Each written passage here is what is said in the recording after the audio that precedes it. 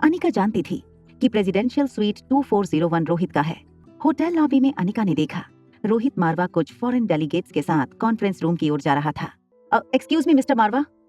ये सुनते ही रोहित के गार्ड्स ने अनिका को आगे बढ़ने से रोक लिया। रोहित डेलीगेट्स के साथ आगे बढ़ रहा था, मगर उसका ध्यान पीछे अनिका पर था। अनिका ने बिना किसी की परवाह किए रोहित को आवाज लगाई, mister Marwa, your son is in danger, he needs help. ये सुनते ही रोहित चलते चलते रुक गया। What do you mean by that?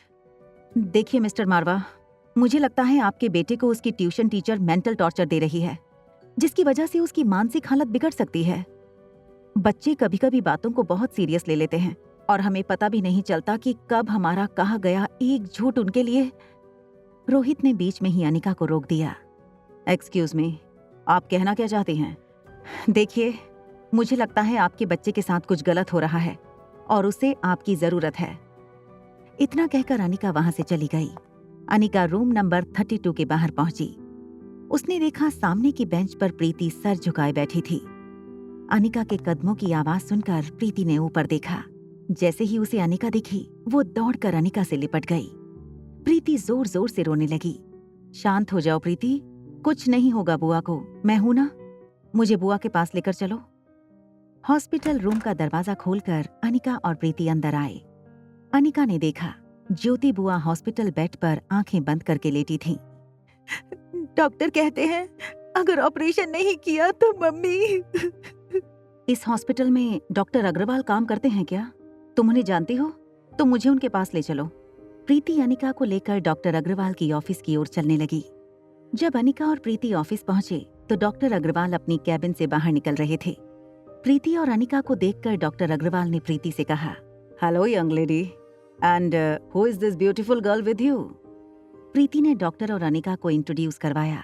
दीदी, ये डॉक्टर अग्रवाल हैं, एंड डॉक्टर, ये अनिका दीदी हैं। ये मम्मी के बारे में आपसे बात करना चाहती हैं। I don't want to give you girls false hopes. Mrs Sharma is critical. उनका इलाज करना मुश्किल है। ऐसी सिचुएशन में हमें उन पर सर्जरी करनी होगी। डॉक्टर अग्रवाल ने ज्योति बुआ के स्कैन रिपोर्ट्स टेबल पर रख दिए। फिर एक मार्कर से अनिका को प्रॉब्लम समझाने लगे। डॉक्टर अग्रवाल को ये नहीं पता था वो ही the famous neurosurgeon doctor Amrita थी। तभी कैबिन का दरवाजा खोलकर कामिनी और मनीषा गुलेरिया अंदर आए। देखो अनिका, कामिनी हमारी सेकेंड ईयर की स्टूडेंट है। She is a bright student. उसने मिसेस ज्योति शर्मा की रिपोर्ट इंडिया की बेस्ट न्यूरोसर्जन डॉक्टर अमृता को मेल की है और रिक्वेस्ट की है कि वो खुद आकर तुम्हारी ज्योति बुआ का ऑपरेशन करें। ये बात सुनकर अनिका अपना फोन चेक करने लगी। कामिनी ने ना ही उसे कोई मेल किया था, ना तो कोई रिक्वेस्ट की थी। मनीषा गुलेरिया कामिनी के सर पर हाथ रखकर डॉक्टर अग्रवाल से कहने लगी, डॉक्टर साहब, कामिनी बहुत ही इमोशनल है, अपनी बुआ से बहुत ज्यादा अटैच्ड है। कामिनी, डॉक्टर अमृता ने कोई जवाब दिया? No sir, no answer. I think वो बिजी होंगी। फिर उनके चार्जेस? मनीषा ने कामिनी को बीच में ही रोककर कहा, कितनी बार कहा है कामिनी, ज्योति बुआ के इलाज के लिए वो जो फीस मांगे मैं और तुम्हारे पापा चुका देंगे।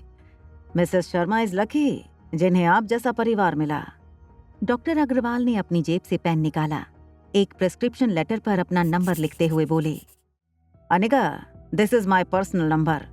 तुम्हें जो कुछ भी पूछना हो तुम मुझे कॉल या मैसेज कर देना। I am here to help you out. Anika ने वो कागज पर्स में रख लिया। जब अनिका कैबिन से बाहर जाने लगी तभी डॉक्टर अग्रवाल ने अनिका से पूछ लिया, वैसे आप फिल्मों में काम करती हैं या टेलीविजन पर? इससे पहले कि अनिका डॉक्टर के सवाल का जवाब देती, कामिनी ने डॉक्टर अग्रवाल से कहा, सर, ये कोई मॉडल या एक्ट्रेस नहीं है, ये तो एक स्कूल ड्रॉप आउट है।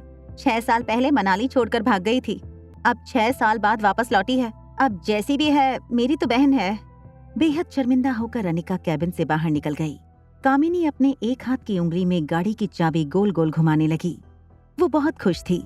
बॉल रूम में सबके सामने हुई उसकी इंसल्ट का आज उसने बदला ले लिया था। उंगली में चाबी घुमाते हुए वो प्रीति के पास गई और कहा, देखो प्रीति, तुम तो जानती हो कि मैं कितनी कोशिश कर रही हूँ ज्योति बुआ की जान बचाने की। डॉक्टर अमृता से कांटेक्ट करने की कोशिश कर रही हूँ। अब अगर तुम्हारी अनिका दीदी मेरा छोटा सा काम कर दें तो हम सब मिलकर ज्योति बुआ की जान बचा सकते हैं। अनिका का ध्यान कामिनी की बातों पर नहीं था। वो सिर्फ ये सोच रही थी कि किसी तरह उसे ज्योति बुआ का ऑपरेशन करना होगा। प्रीति को कामिनी की बातों में एक उम्मीद दिखाई दी। प्रीति ने कामिनी से पूछा, बोलो कामिनी, क्या करना है हमें? दीदी मम्मी के लिए जरूर करेंगी, है ना दीदी? बोलो क्या करना होगा? मनीषा धीरे से अनिका के ठीक सामने आकर खड़ी हो गई। तुम्हारी माँ मरने से पहले वो जो फैक्ट्री तुम्हारे नाम कर गई थी, वो फार्मा फैक्ट्री तुम अपनी बहन के नाम कर दो बस। प्रीति बड़ी उम्मीद से अनिका की ओर देखने लगी। प्रीति दौड़कर अनिका के पास आई। वो एक ही रट लगा रही थी, दीदी प्लीज दे दो ना कंपनी, प्लीज दीदी दे दो ना। प्रीति कुछ बात करे उससे पहले अनिका वहां से निकल गई। अनिका का ये रूप देखकर प्रीति का रोना थम गया। वो सिर्फ खुली आंखों से उसे अकेला छोड़कर जाती हुई अनिका को देखने लगी। Hotel paradise top floor. Anika के स्वीट की डोरबेल बजी।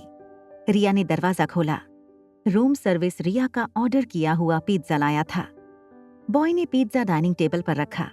इस पर रिया ने बड़े प्यार से कहा, अंकल मम्मा आपको टिप दे देंगी।